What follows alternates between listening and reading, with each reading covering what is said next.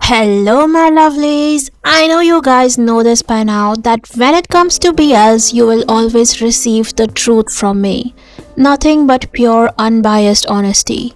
No matter who is on the other side of the screen, I will always give you my truthful critique and I will never support a series just because it has my favorite BL ship in the main leads. My criteria will always be a solid plotline, good chemistry, and high production value. I don't care about anything else. So, in today's video, let's rank together 10 recently finished BL series. Let me know in the comments if your top 3 matches mine.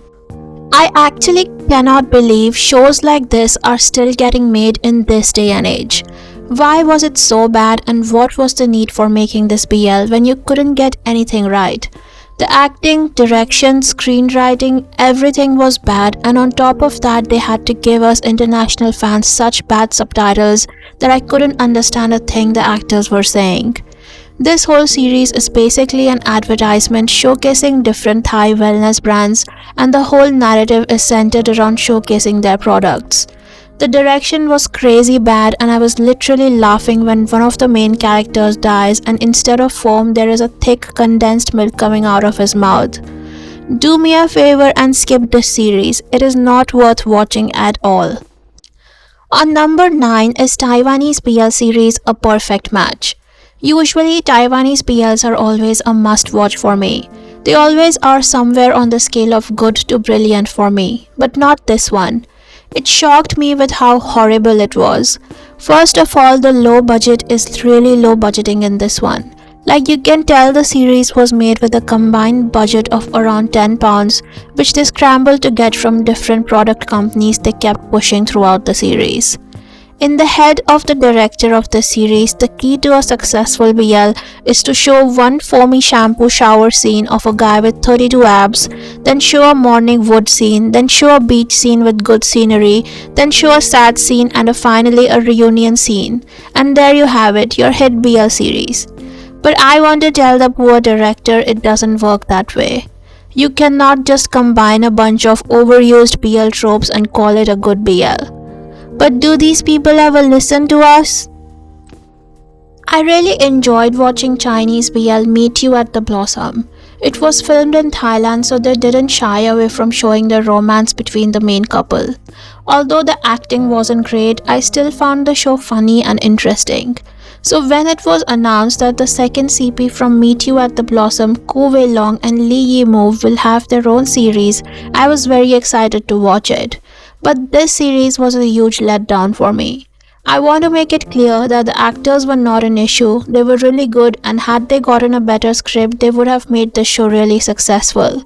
But the script and screenplay of this show let it down massively. The first thing I hate is that they were so reluctant to show actual romance between the main couple, even though censorship was not an issue.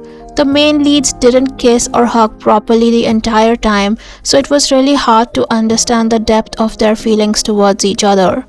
The second thing is the ending. I will not spoil it for you, but it was disappointing. It made watching all the episodes of the series entirely useless for me at least. I would have given Sangmin Dinyao a higher rating if the series didn't have that atrocious vulgar third couple and that awful woman who was kept in as comedic relief but made me fume with anger every time she appeared on screen. The plot of this series was nothing special and the production quality was quite questionable, but I really liked Sangmin and Dinyao. Their relationship was super cute and their chemistry was good too.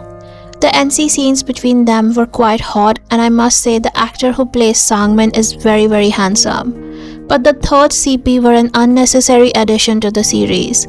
Their scenes together added nothing to the progression of the series and on top of that their NC scenes were quite crude and tacky. And don't get me started on that hotel employee lady. I mean, is this the kind of Thai humor the local people like there? I mean, it was downright disgusting and repulsive. Why was she made to do whatever she was doing? Sniffing, then going crazy over the smell? I mean, what the hell was that? Heart Stain is a cute little drama that I would generally recommend everyone to watch. The only thing I didn't like about the show was that the main leads lacked chemistry. Their interactions looked awkward and the conversations between them didn't seem to flow that smoothly. Since there wasn't any other side story to focus on, their lack of connection was even more evident throughout the entire show.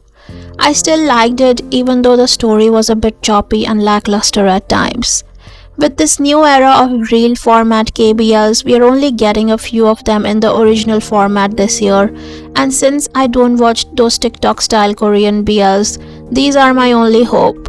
So even though it was not the best Korean BL I've ever seen, it was still okay and good for a binge watching spree. Standing at number 5 is Taiwanese drama Impression of Youth. Admittedly, there wasn't a lot going on in this drama, but all the characters were likable and we got some really good NC scenes. So just for that, I would recommend everybody to watch this drama. The scenery was good, but sometimes the musical montages with the lead couple playing around on the beach was a bit too much and I got bored watching them play in the water for extended amount of time. So I had to skip those parts.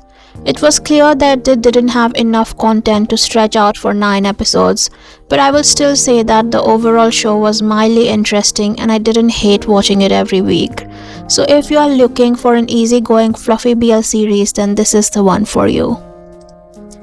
You know the list is shit when this series is at number 4. The series Heart Killers was totally not what I expected from the trailer I saw when the series was about to air. I thought it will be a dark thriller with elements of romance, slight obsession, and possibly a dom-sub relationship between one of the lead couples. But what I failed to realize is that this is GMM TV, so obviously they will put a Batman costume on Powerpuff Girls and make us all excited for the actual show to turn out to be a silly little comedy. I didn't hate any of the couples in this series. First cow were alright, Jung Dunk were quite good, but the script of the show wasn't gripping enough for me. I wasn't on the edge of my seat waiting to watch what will happen in the next episode. I still haven't seen the last episode of the show and I'm not curious to see what will happen either, because the entire storyline has been predictable from the beginning to the end. They watered down Bison and Fidel's characters so much and it is really hard to believe that they were once hired killers. Usually I like P. Jojo's direction, but this series failed to impress me. The number 3 spot goes to Forever You the series, and only because of Johan North and Tiger Now stories.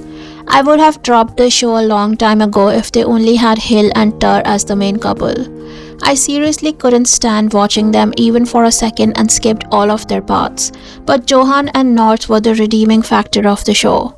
Their story was just so cute and hot and enticing all at the same time. P. Johan is a character that walks straight out of a yaoi novel, and I loved the way he cared for North and protected him, and was so hot all the damn time. I just cannot get enough of the sizzling chemistry between Maxikai and Bass, and I think we got a super hit couple from this series. I also loved Tiger and Now's story, and I cannot wait for the continuation we are getting in lately its winter season. On number 2 is Your Sky the series. Was it the best series ever? No, absolutely not. But did it manage to entertain me? Yes it did.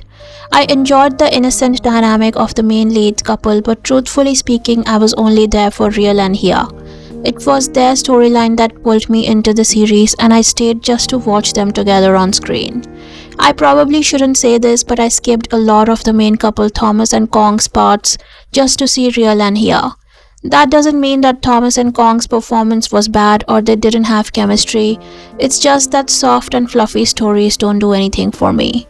I like a little push and pull, a little darkness, a little angst, a little obsession. But yes, I recommend watching Your Sky if you haven't yet. And the number 1 spot for this month's recently finished BLs goes to none other than Japanese BL When It Rains It Pours. I absolutely loved every single thing about this series. Each character in this series was complex and had different layers of personality that every episode slowly revealed to us. Human relationships are very complicated and nobody really talks about sexless long-term relationships, which are a big epidemic in almost every country. I'm glad this series attempted to shed light on this problem. The production was high quality and I loved the fact that the director used rain to symbolize Sei's emotions throughout the show.